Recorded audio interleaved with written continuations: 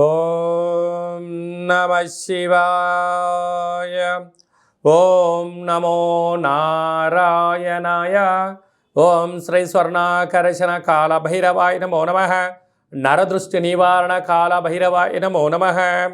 ఓం సూర్య అరిష్టేతు సంప్రాప్తే సూర్య పూజాంచ కారయేత్. సూర్య ధ్యానం ప్రవక్ష్యామి ఆత్మదోషపీడోప ఉపశాంతయే. హరి ఓం.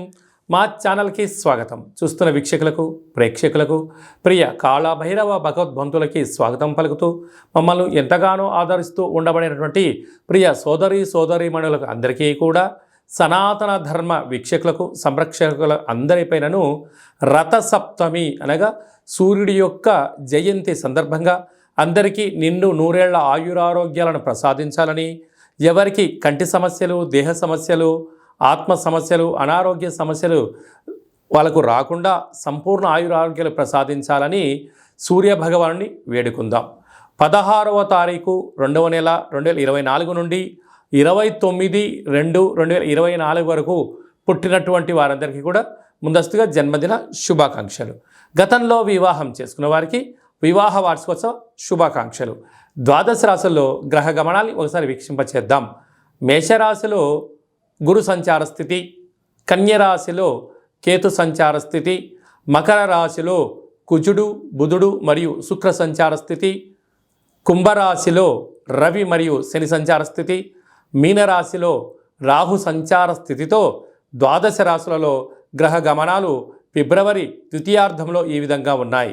అలాగనే 21వ తారీఖున బుధుడు కుంభరాశిలోకి సంచారం చేయడం వల్ల అక్కడే ఉండబడినటువంటి రవి భగవానుడితో బుధుడు కలిసి ఉండడం వల్ల బుధాదిత్య రాజయోగము అంటారు. ప్రభుత్వ ఉద్యోగం ప్రయత్నం చేసేటువంటి వారికి ఇది చాలా మంచి కాలము అని చెప్పి గమనించాలి. మకర రాశి వారు సూర్య భగవానుడి యొక్క ఆశీస్సులు ఎలా పొందాలో ఈ వీడియోలో సవివరంగా సంపూర్ణంగా తెలుసుకుందాం. మకర రాశిలో ఏ నక్షత్రాలు వస్తాయనగా ఉత్తరాషాఢ నక్షత్రంలోని 2, 3, 4 పాదాలు, శ్రవణ నక్షత్రంలో 4 పాదాలు, ధనిష్టా నక్షత్రంలోని 1, 2 పాదములు కలిపితే మకర రాశి. చాలామందికి పుట్టినటువంటి కాల సమయంలో డేటా బర్త్లో లేనటువంటి కారణం వలన పేరు యొక్క మొదటి అక్షరాన్ని అనుసరిస్తూ ఆ రాశిని తెలుసుకునే ప్రయత్నం అవుతుంది. అవి ఏ అక్షరాలు ఒకసారి పరిశీలన చేద్దాం. బో, జా, జీ, జూ, జే, జో, ఘ, గా, గి అక్షరాల వరకు మకర రాశి జాతకులే. మకర రాశి యొక్క అధిపతి శని భగవానుడు. ఏడాది తర్వాత రవి భగవానుడు శని చేత కుంభరాశిలో కలిసి సంచారం చేయడం, అందులో సూర్యారాధన అనేది వీళ్ళకు చాలా అవసరం. ఎందుకనగా వీరి యొక్క మనస్సు చాలా సున్నితమైంది, ఆరోగ్యము కూడా చాలా సున్నితంగా ఉంటుంది. కొద్దిపాటి ఎండ పెరిగినా, కొద్దిపాటి వర్షాకాలం పడ్డా, చలికాలంలో అయినా శరీరం తట్టుకునే పరిస్థితి ఉండదు. కనుక వీరు తప్పకుండా ప్రతిరోజు సూర్యారాధన చేయడం వలన కంటి సమస్యలు, వెన్నెముక సమస్యలు, నరాల బలహీనత, స్కిన్ డిసీజ్ లాంటివి తొలగిపోతాయి. కనుక ప్రతిరోజు సూర్య నమస్కారం చేయడం, ప్రతిరోజు ఇంత వాకింగ్ చేయడము, ప్రతిరోజు ఆసనాలు వేయడం, ప్రతిరోజు ముద్రలు వేయడం వలన మనోధైర్యం కలిగి ఏలనాటి శని యొక్క చివరార్ధ సంచార స్థితిలో ఉంటున్నారు కనుక ధైర్యం, ఆరోగ్యం, ఐశ్వర్యం, ఆనందం వీరు సొంతం అవుతుంది. కనుక భగవంతుడి దయ వల్ల మీకు ఉచితంగా వచ్చేటువంటి డి విటమిన్ని మీరు ఫ్రీగా పొందగలిగితే మీకన్నా అదృష్టవంతులు లేరు అని చెప్పి మీరు గమనించగలగాలి.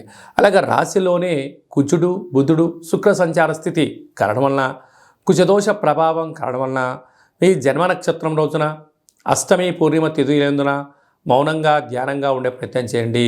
తొందరపాటు నిర్ణయాలకు ఇది సరైన సమయం కాదు. ధనవాకు కుటుంబ స్థానంలో రవి శనుల సంచార స్థితి ఏడాది తర్వాత ఉంటుంది కనుక ధనపరమైన చిక్కులు పొంచి ఉన్నాయి. దయచేసి అప్పులు ఇవ్వద్దు, అప్పులు తెచ్చుకోవద్దు.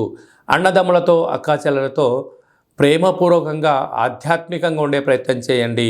అర్ధాష్టమ గురువు కారణం వలన చదువు విషయంలో, ఉద్యోగ విషయంలో, వ్యాపార విషయంలో తొందరపాటు నిర్ణయాలకి ఇది సరైన సమయం కాదు అని చెప్పి గమనించాలి. కనుక నీటి వ్యాపారాలు, హోటల్ వ్యాపారాలు, సాఫ్ట్వేర్లు, హార్డ్వేర్లు, మెడికల్ వ్యాపారాలు, డాక్టర్లకు మంచి కాలంగా ఉన్నప్పుడు ఇంకొంచెం కేర్ అవసరం అని చెప్పి మీరు గుర్తుపెట్టుకోవాలి. ఫిబ్రవరి మాసంలో 16వ తారీఖు నుండి 29వ తారీఖు వరకు ముఖ్యమైనటువంటి పండగల గురించి క్లుప్తంగా సవివరంగా సంపూర్ణంగా తెలుసుకుందాం. 16వ తారీఖున మాఘమాస శుద్ధ సప్తమి రథసప్తమి కనుక సూర్య భగవానుడి యొక్క ఆరాధన, సూర్యారాధన చేయడం, సూర్య భగవానుడికి అర్ఘ్యం వదిలిపెట్టడము, మనము స్వామివారికి ఆసనాలు, ముద్రలు వేయడం వల్ల సంపూర్ణ ఆయురారోగ్యాలు మనకు ప్రసాదించడం జరుగుతుంది. అంటే కేవలం ఈ రథసప్తమి రోజే కాకుండా ప్రతిరోజు సూర్య నమస్కారం చేసుకోవడం, ప్రతిరోజు ముద్రలు వేయడం, ఆసనాలు వేయడం వల్ల సంపూర్ణ ఆయురారోగ్యాలు ఉంటాయని చెప్పి గమనించాలి. 17వ తారీఖున మాఘమాస శుద్ధ అష్టమి శనివారం కృత్తికా రోహిణి నక్షత్ర సందర్భంగా అసితాంగ కాళభైరవ స్వామిని పూజించాలి. 24వ తారీఖున మాఘ పూర్ణిమ. మాసానా మాఘమాసం అంటారు. మాఘమాసంలో పూర్ణిమకు చాలా ప్రత్యేకత ఉంటుంది. నదీ స్నానము, సముద్ర స్నానము, దానము యోగదాయకము. అలాగనే మనకు 27వ తారీఖున మాఘమాస బహుళ అష్టమి మంగళవారం. ఈ 3 అంటే శుద్ధాష్టమి, బహుళాష్టమి, పూర్ణిమ, ఇవి 3 విశిష్టతమైన పండుగలంతా కూడా ఫిబ్రవరి నెలలో ద్వితీయార్థంలో రావడం వలన అసితాంగ కాళభైరవ స్వామివారిని పూజించడం వలన సంపూర్ణమైన అష్ట కష్టాలు తొలగిపోతాయి, అష్ట ఐశ్వర్యాలు కలుగుతాయని చెప్పి గమనించాలి. కనుక కాళభైరవ స్వామి నామస్మరణ, ఇంట్లో కూష్మాణ దీపము, కాళభైరవ దీపము, ముడుపు కట్టడము యోగదాయకం. అవన్నీ కుదరనటువంటి పక్షంలో ఈ కింది నెంబర్ సంప్రదించినట్లయితే మీ పేరు పైన భగవంతుడికి అర్చన, అభిషేకము, హోమము, కూష్మాండ దీపము మీకు చేయించి వీడియో కాల్ ద్వారా చూపించి ప్రసాదాన్ని కూడా మీకు పంపించడం జరుగుతుందని చెప్పి గమనించాలి. ఇంకనూ మనం విజయం సాధించగలగాలి అన్నట్లయితే ఈ యొక్క పాత్ర కంచు పాత్ర అంటే మనకు రాసులు 12 ఎలా ఉంటాయో 12 రాసులను ఇందులో అచ్చు వేయడం జరుగుతుంది. అంటే ఈ యొక్క పాత్రను ఇంట్లో పెట్టుకొని ప్రతిరోజు మనం ఏం చేయగలగాలి అన్నట్లయితే ఓం కాళభైరవాయ నమః అనేటువంటి మంత్రాన్ని ఉచ్చరింపచేయాలి. అనగా కాలాన్ని శాసింపజేసే శక్తి కాళభైరవుడు భగవంతుడు ఉంటుంది. ఉదయము, మధ్యాహ్నము, సాయం, సంధ్య, నిశారాత్రి ఎప్పుడు పిలిస్తే అప్పుడు పలికే ఏకైక భగవంతుడే కాళభైరవ స్వామివారు. కాళభైరవ స్వామివారిని పూజించడం, స్మరించడం వల్ల సకల భూత ప్రేత పిశాచ సకల దుష్టగ్రహాలు, నరదృష్టి గ్రహాలు, సంపూర్ణమైనటువంటి అష్ట కష్టాలను తొలగిపోయి అష్టైశ్వర్యానికి స్వాగతం పలకడము, సకల ప్రయోగాలు, దుష్ట ప్రయోగాలు కూడా తొలగిపోతాయని చెప్పి గమనించాలి. ఈ పాత్ర వలన ఉపయోగం ఏమిటయ్యనగా ఓంకారనాదము శబ్దం రావడము, కాళభైరవ స్వామికి స్మరించడం వలన మానవుని యొక్క దేహంలో ఉండబడినటువంటి షట్చక్రాలు వికసింపచేసి దరిద్రము పోయి అదృష్టం కలుగుతుందని చెప్పి గమనించాలి. ఒక్కసారి ఈ యొక్క పాత్ర ద్వారా ఎలా శబ్దం వస్తుందో ఒకసారి వీక్షింపచేద్దాం.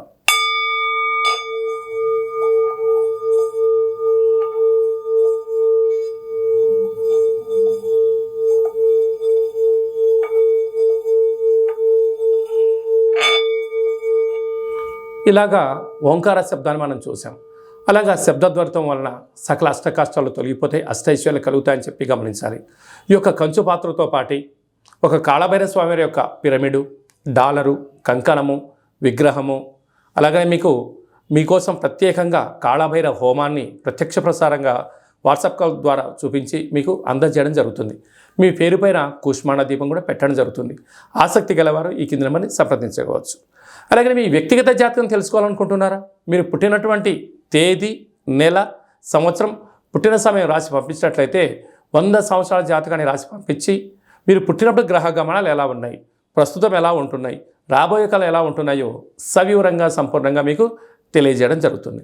అలాగే చాలామందికి డేటా ఆఫ్ బర్త్లు లేనటువంటి వాళ్ళు ఎవరైనా ఉన్నట్లయితే మీ పేరు యొక్క మొదటి అక్షరాన్ని అనుసరిస్తూ ఆ రాశిని తెలియచేస్తూ కాళభైరవ ఉపాసన చేత భూత భవిష్యత్ వర్తమానాన్ని తెలియచేస్తూ మీ జాతకం చెప్పించుకున్న ప్రతి ఒక్కరికి కూడా మన యొక్క కాళభైరవ స్వామి యొక్క దేవాలయంలో అర్చన, అభిషేక, హోమ కార్యక్రమాలను కూడా చూపించి మీతో స్వామివారికి నమస్కారం పెట్టించడము, స్వామివారికి ఆశీస్సులు మీకు ప్రసాదింపజేయడం జరుగుతుంది అని చెప్పి గమనించాలి.